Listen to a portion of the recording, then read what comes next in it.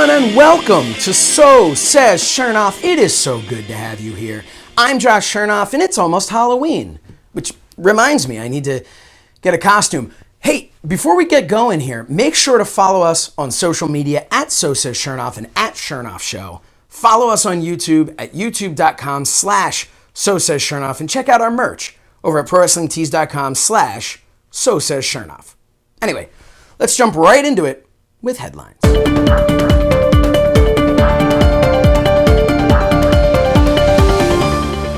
You know what? This is going to be challenging. Much better. Remember 2 months ago when we talked about Marty Gianetti and his claim to have killed a man? And remember last month when we talked about how it was all just one big wrestling storyline, even though it obviously was not? Well, let's make it a hat trick, shall we? For the third month in a row, Marty Gianetti is in the news. This time for claiming to be assaulted in New York. Due to the word jumble that is his post, it's hard to tell exactly who attacked him, but let's try to decipher this together, shall we? I'll warn you, if you want to remain a fan of Marty Gianetti, the person, I'd stop watching right about now. So, the whole post went like this, quote, "Dude, where is my phone? NYC, they jumped me and took me to the hospital, Jamaica Medical Center. I was in front of JFK Airport trying to go home. They jumped me from behind.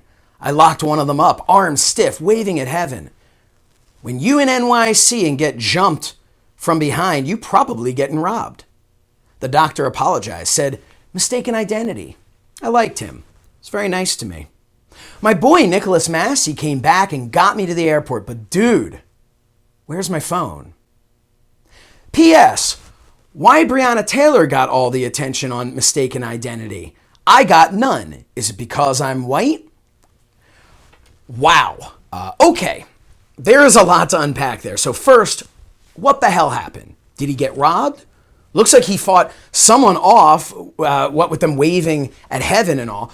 But then the doctor apologized. Did the doctor jump him? Then there's the mistaken identity part. Who did they think he was? Then there's the out-of-line, tone-deaf, and racist remarks one has come to expect from Gianetti, comparing his alleged being jumped with the senseless murder of Breonna Taylor. No, Marty, it's not because you're white that you didn't get the same attention as Breonna Taylor, you ignorant moron. It's because A, nothing happened. B, she was murdered by police. And C, nothing happened to you. Unless you count the fact that you lost your phone, except that you didn't because your post included a screenshot of your phone. And yes, the screenshot was asking for a survey of your stay at the hospital. But if it isn't your phone, then someone else was at the hospital. And if it is your phone, then you were at the hospital but didn't lose your phone. The only confirmed item you lost appears to be your mind.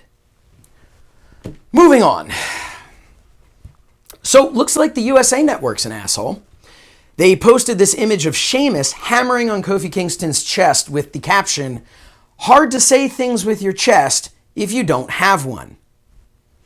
Kofi himself responded by saying, "Come on guys, it's a genetic defect. Don't do me like that."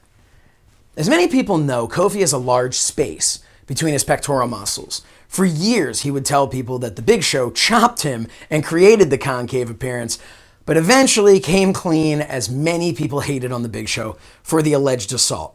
Either way, USA, not a good look. You know what else isn't a good look? The original Sin Cara without his mask. Apparently, after a live chat, he unmasked, not realizing the feed was still on. I mean, in a day where people are working over their gimmick during a Zoom call, this is hardly scandalous, but being seen without your mask is a really big deal to many luchadors. And while this is a less than flattering image for sure, it's really no worse than anything he did during his stint in WWE. Speaking of WWE, remember Raw Underground?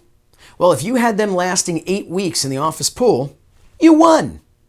While I have to give credit to the attempt at something new, personally, it lasted twice as long as I thought it would. The idea of having a segment of a wrestling show where, quote, real fighting happens cheapens the rest of the show and makes it tough to believe in such great storylines as Retribution, which, by the way, Retribution, terrible storyline. The group of random wrestlers invading WWE were finally punished with contracts. And then, after being given contracts by WWE, they still claimed that they were there to destroy WWE. So when the draft came, obviously Raw saw this as a great opportunity to destroy itself further by drafting Retribution. This show is not long enough to detail all the low points of this storyline, but the biggest issue I have is that it could have been cool. It could have been done with even an ounce of thought behind it, but instead, much like Raw Underground, I don't see it hanging around for much longer. Okay, the last thing I want to discuss is the musical number on AEW, performed by Chris Jericho and MJF. Now, a lot of people took issue with it, saying it was as bad as WWE's entertainment and that AEW is not the promised alternative the world was longing for. Personally, I thought it was great. It was beautifully executed by two very talented individuals. It's pro wrestling. Pro wrestling has been sports entertainment for a long time, no matter what you want to call it. And there is room for silly, campy stuff like this. And honestly, the musical number made more sense than the weekly backstage segments we see in WWE, where people are having private conversations as though a camera isn't in the room, or when someone spontaneously gets thrown through the window of a car that just so happens to have a live camera in it. I mean, this was clearly billed as a musical number the two put together for entertainment purposes. And it worked. WWE's issue is how poorly executed their brand of entertainment can often be. But it's not always the case. Look at the Firefly Funhouse. That was amazing. WWE gets the credit when it's due. They also get the heat when it's due, and maybe a little when it's not. With all that said, to me, it was pretty amazing that the day after Dynamite, the talk was the sing-along and not the fact that Alex Reynolds was straight up knocked unconscious, only to have the match continue around him. He was literally lying motionless in the ring as the other wrestlers jumped over him to continue the match. That was until the Blade dragged him to the corner to tag in. And at first it looked like it was to help Alex, but Blade did not appear to communicate to the referee. No other doctors or officials were sent out. Reynolds even came back in to attempt a spot with Nick Jackson that was just so hard to watch. Like, I love AEW. I am unapologetically a fan of theirs, but this cannot happen again. There needs to be some sort of protocol. Like, obviously, none of this was done with malice, but getting knocked out is serious. And to continue working without knowing if he suffered a concussion is the type of stuff that leads to 20 years from now, Alex Reynolds getting attacked by a doctor in a case of mistaken identity. You know, 2020 reminds me of that old joke about the optimist and the pessimist. The pessimist says, everything's terrible. It can't get any worse. The optimist says, oh, yes, it can. We'll be right back. Here's a story. Take a trip into the mind of the meanie with Meanie Tunes. An animated look at the Blue Meanie's most hilarious stories. Why did you eat that? Available at youtube.com/mindofthemeanie. Oh, man. Subscribe now.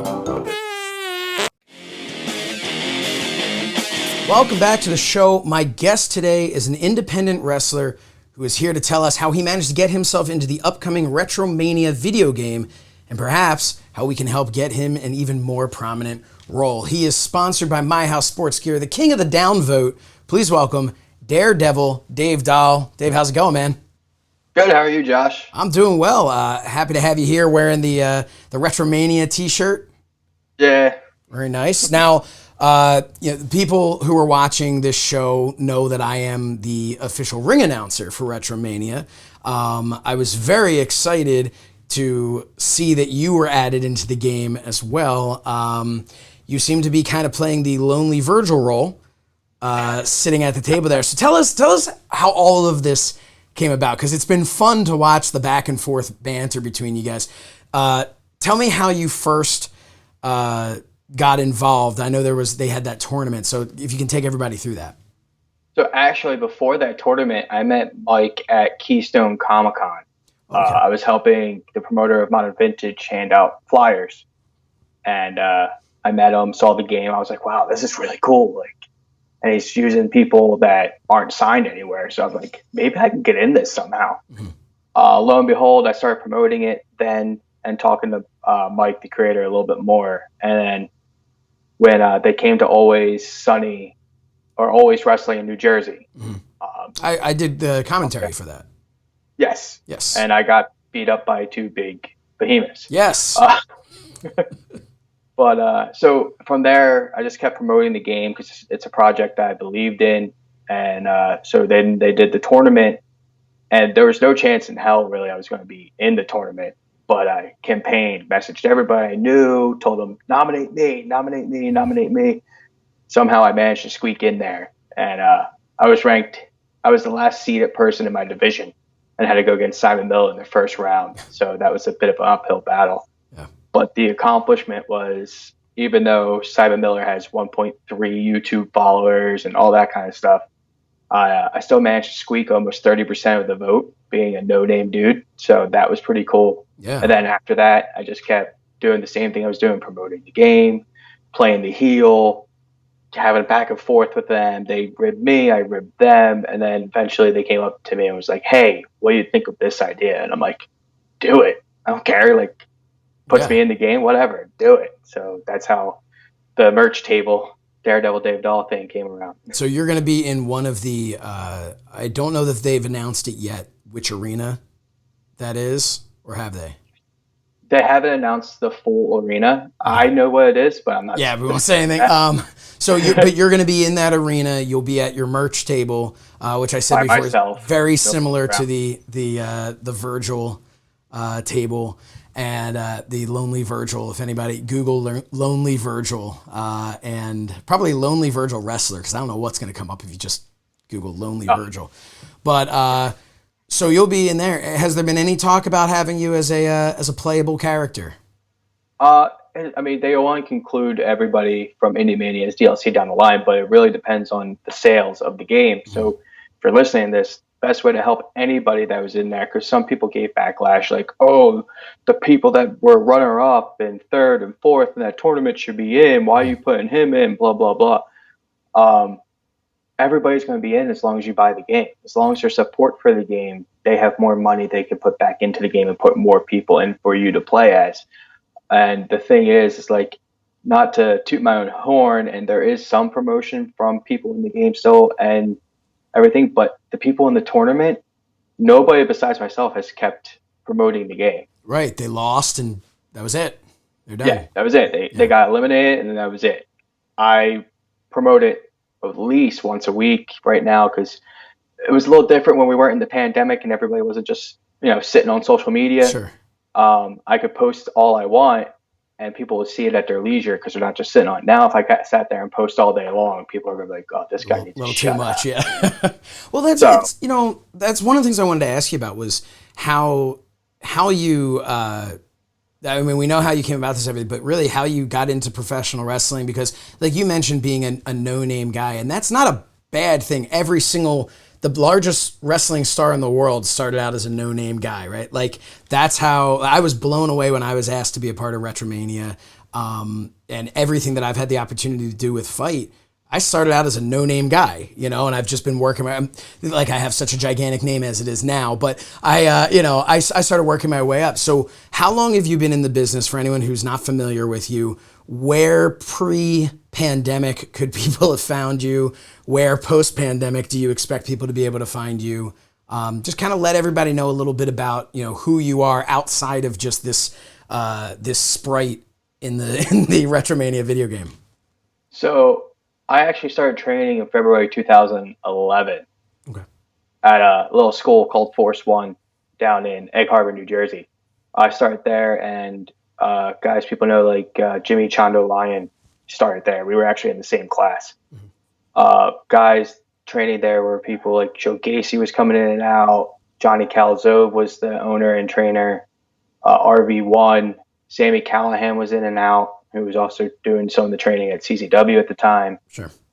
But so I started down there in 2011, but I really didn't take it so seriously and like really pushed for things until probably about 2 years ago when my daughter was coming around, when she was about to be born. Because, you sit there and you think, because I have a stepson too, how are you going to tell these guys they can achieve their dreams if you don't work hard at yours? So with my own daughter coming in and having him, I was just like, all right, I really need to go for it now. Like I've been just dabbling in it, doing shows here and there, not really taking it too seriously. Well, now's my time. Like there's no turning back now. If I want to make it in this, I need to do it now. And that's pretty much the attitude I've been taking with everything. So not only have I been doing that with, trying to get into Retromania, I've been doing that with trying to get into Virtual Basement. Before Evolve sold to WWE, I did a tryout there. I had no business doing it, but I did it anyway. I helped with MLW for a taping. I helped with Ring of Honor, Evolve. I was actually able to help with their network special because I showed up to help for that tryout the day before, help set up, break down, drive people to their hotel. Then the next day, same thing, showed up early before the tryout, helped set up, did the tryout, finished setting up, went home, went to work the next day because I still work a shoot job. I'm just a normal person that happens to have a fun hobby, and it's just I've been wrestling off and on since 2012 was my first match. A lot more frequent since the beginning of 2018, and then I mostly frequent my home fed, as I call them, is Dangerous Adrenaline Wrestling Gladiators out of New Jersey, or DOG for short. But it's coming up. I have no clue what's going on. My shoot job puts me in an environment where I'm at risk. So for me to wrestle puts my family even more at risk because not saying people aren't taking precautions, but if I'm in that environment, I don't know where you've been. Absolutely. So I can't put them at risk twice. So right now I'm not really actively seeking anything. Something comes my way, I'll take it if I can. But, hopefully this will clear up once the numbers go down a little bit more and I can start getting back into it full force again. One of the nice things that I've seen with you, because I didn't know of you or your career prior to everything going on with Retromania, and one of the cool things you've been able to do with that is you've been able to, during this pandemic, when a lot of people just kind of disappeared, you're one of those people who has been able to get people to start to know them, where otherwise, you mentioned how people weren't on social media all the time, but now they are, so you don't want to have too many posts. But at the same time, there are a lot more eyeballs on you than there were before. A lot more people know who you are now because of this Retromania thing, and not just because, as you mentioned before, you were one of the, the people in that tournament, but because you've continued to run with it, make it your gimmick. You've continued to do that. You talked about how you went for a tryout and had no business being there, but that to me has always kind of been, that's what separates the people who even could be the most talented in-ring worker in the world, but you have to have outside of it that drive, that determination, say like, yeah, maybe I don't fit here, whatever, I'm going to show up anyway. Who knows, maybe they'll just have me do this or have me do that, or I'll end up as a little character sitting at a table in a video game. But you don't know what it is, and if you don't push and don't do that, then you're not going to be any of those things. So I think it sounds to me, not knowing you very well at all, it sounds to me like you're really, you're doing the best you possibly can, especially in these times, to really make the best of this situation and of your wrestling career. So when things come back and it is safe for you to get back to do that, I think people are going to see your name on a card, whereas before it might just be, okay, there's another wrestler, or maybe I've heard him, whatever. Now they're going to see your name on the card. They're going to go, oh, it's the dude from Retromania, or it's the whatever it is, right? They're now going to know. And that's a great, that's a very smart thing to do, in my opinion, to set yourself up like that. Well, before the pandemic, I was even doing things like going to Icons for a small podcast and just sitting at a table signing autographs.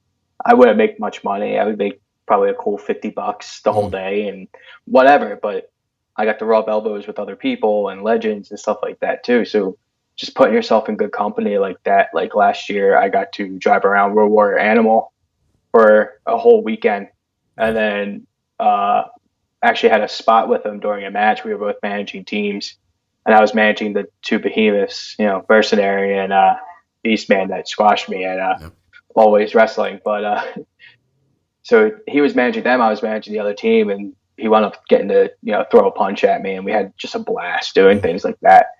But yeah, you got to put yourself out there. I mean, I have no business even being at Icons when you think about it. Like, people are looking at me like, who is this guy? I stood out because I wore my jacket. I had the setup, and like I just made it so people come over, kind of like look. They may have not gotten anything, but like I had my tablet on the table with the highlight video playing, like just certain little things like that. Just put yourself out there. It doesn't always hurt. Yeah. No, I mean, I personally have been lucky enough to start building a career off of being that guy who people are, why, who is this? Why is he here? You know? And then eventually you're there enough that they go, oh, it's that guy. He's always here. You know, and then people start to like you, hopefully. And that's, or hate you if you're a heel, or hate you if you're just me. But tell everybody where they can find you. We talked a lot about how you're on social media. Tell everybody where they can find you on social media, how to keep track of what's going on. And then, of course, we'll give one last plug for Retromania. So you can find me on Twitter at dd_Dave_Dahl_19. Yes, it's a mouthful, but it's what it had to be. Instagram's just Dave_Dahl_19. Facebook, you can just find me. I have a fan page. I have a personal page. I have a wrestling page. Pro Wrestling Tees, I have a store, and I announced it today on Twitter. Major Wrestling Figure Podcast is doing their holiday toy drive, and I decided that any shirt sales from today going forward until the cutoff, the profits that my cut from PWTs will actually go to buying figures to donate to that. Awesome. Because you can buy figures right off of wrestling, Ringside Collectibles. That's what it is. Sorry. Yep. Ringside Collectibles, and have it sent right to it. So I'll be doing that because it's just extra money that I wasn't really expecting. So that'll be kind of a cool thing to do. And then, so if you go to prowrestlingtees.com/DD merch, you'll see all my shirts there. One is actually the image of me in Retromania. I'm still trying to get a virtual basement, so they're fresh on my head right now. And they all hate me, so that's where the King of the Downvote thing came from.